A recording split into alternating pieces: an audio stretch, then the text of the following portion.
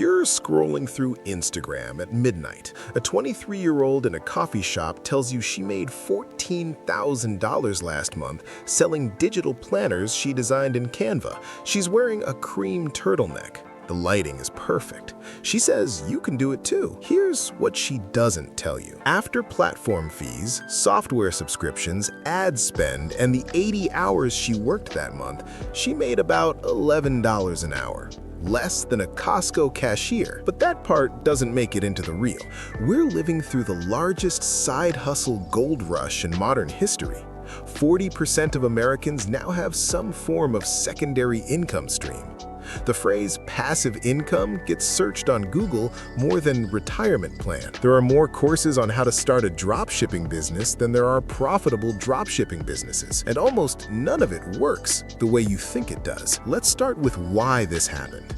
The side hustle economy didn't emerge because people suddenly got more entrepreneurial. It emerged because the math of ordinary life stopped working. In 1985, the median home cost roughly 2.5 times the median household income. By 2024, that ratio hit nearly 6 times. College tuition increased 1,200% over 40 years, while wages grew 18%. Health insurance premiums tripled.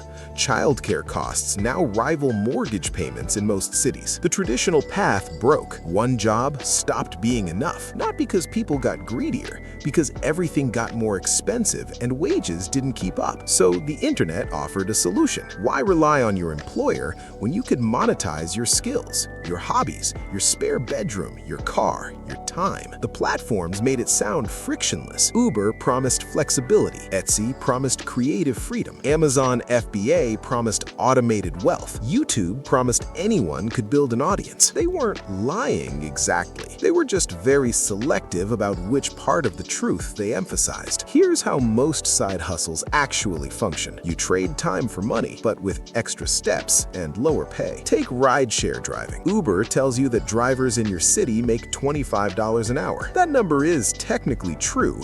It's also deliberately misleading because that's gross income, not net income. You're not an employee, you're an independent contractor, which means Uber doesn't pay for gas, insurance, maintenance, depreciation, or taxes. The real math looks like this. Average rideshare driver works 10 hours a week, grosses about $250. Subtract 50 for gas, another 30 for the extra insurance you need, set aside 22% for self-employment tax, another 15% for the vehicle depreciation you won't notice until you try to sell your car and realize it's worth $8,000 less than it should be. After everything, you're looking at $14 an hour. Maybe 15 if you're strategic about surge pricing and avoid dead miles. That's before accounting for the cognitive load of navigating traffic, managing difficult passengers, and maintaining a 5-star rating or risk deactivation. The platform extracted the value.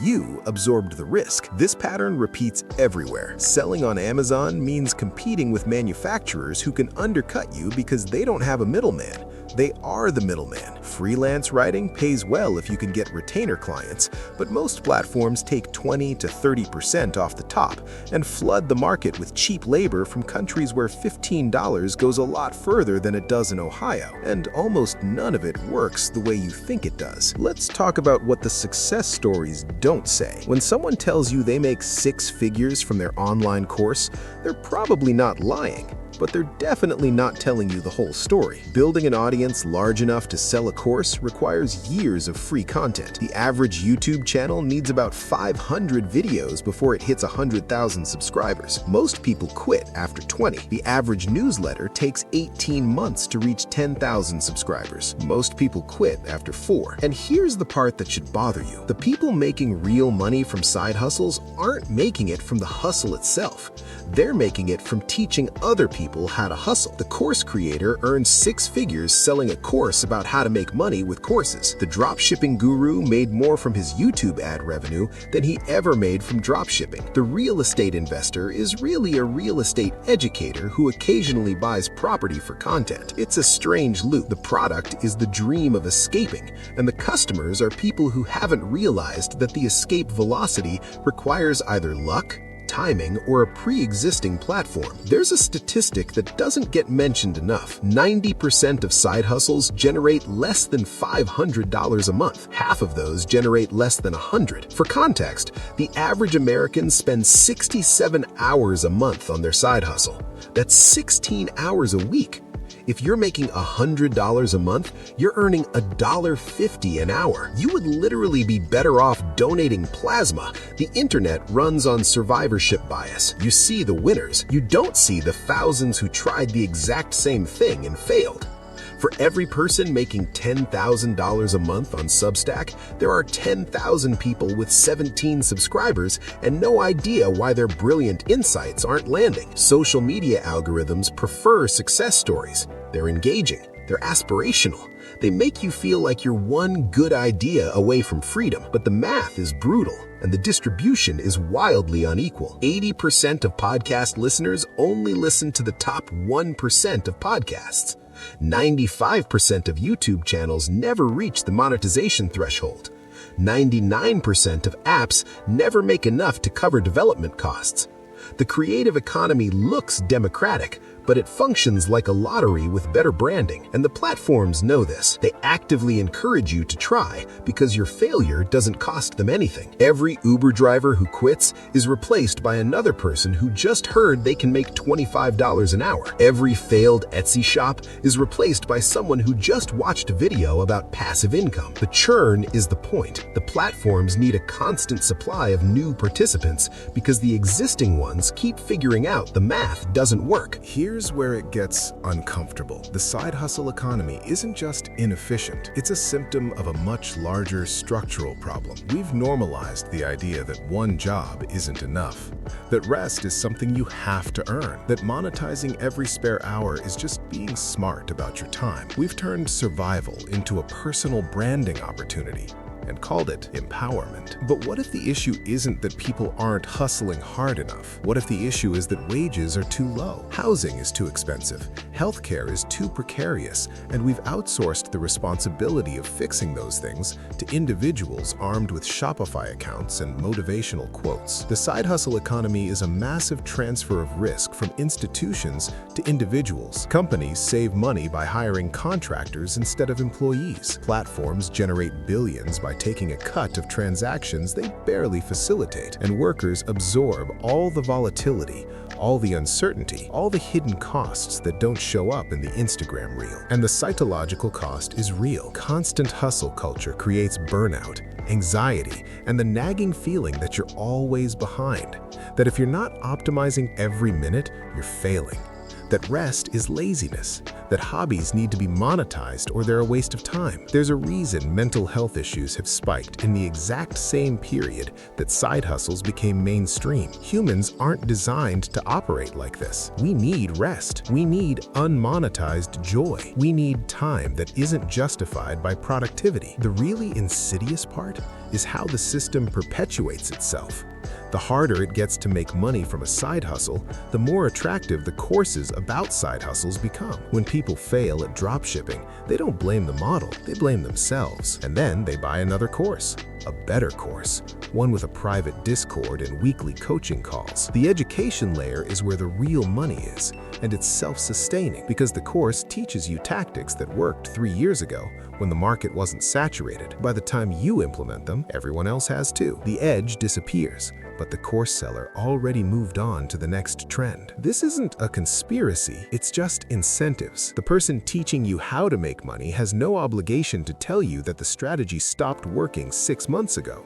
They have an obligation to their business model, which is selling hope at scale. Now, before this sounds completely nihilistic, let's be clear, some side hustles do work, but they work for specific reasons that are hard to replicate. They work if you have a skill that's genuinely scarce, not writing or graphic design. Those markets are flooded, but specialized technical skills, data engineering, fractional CFO work, niche consulting in industries most people find boring. They work if you start before everyone else figures out it's viable. The people making real money on TikTok started in 2019. The people making real money on Substack started in 2017. The early adopters win. The imitators subsidize the platform. They work if you're not not actually doing it for the money. If it's a creative outlet that happens to generate income, that's fine. The problem is when you're selling pottery because someone told you it could replace your salary. And they work if you have resources most people don't. Time, capital, existing audience, professional network. If you already have those things, a side hustle can absolutely accelerate wealth building. If you don't have those things, a side hustle is often just a very inefficient way to earn minimum wage. So where does that leave us? The economy isn't going to fix itself. Wages aren't going to magically increase. Housing isn't going to become affordable because we collectively decide to stop hustling. But maybe the answer isn't to hustle harder. Maybe the answer is to recognize that the side hustle economy is largely a trap that redirects anger about systemic failures into individual productivity anxiety. You're not failing because you're not hustling enough. You're struggling because the system is designed to extract maximum value from your labor while providing minimum stability in return. The side hustle is just the latest iteration of that, and the most radical thing you can do might not be starting another income stream. It might be refusing to accept that you need one, organizing for higher wages, advocating for affordable housing, demanding healthcare that isn't tied to employment, building community wealth instead of chasing individual optimization. Or maybe that's naive. Maybe the only way forward is to play the game better than everyone else, to find the edge before it disappears, to be the person selling the course instead of buying it. Here's the thing nobody wants to say out loud. Most people pushing side hustles aren't trying to help you build wealth. They're trying to build their own. Your attention is the product. Your aspiration is the conversion funnel. Your failure is a feature, not a bug. The side hustle economy promised freedom, but for most people, it just delivered another job with worse benefits and no protection. It turned hobbies into optimization problems and rest into wasted potential. And the saddest part? We keep participating because the alternative feels impossible. Because even a 1% chance at breaking free feels better than accepting that the system might just be broken. So the question isn't whether side hustles work. Some do, for some people, under specific conditions. The question is whether we should have to rely on them in the first place, and nobody seems to want to answer that. If this kind of breakdown is useful, this is exactly what the channel does. No hype, no shortcuts, just how the system actually works. Subscribing just means you won't miss the next one.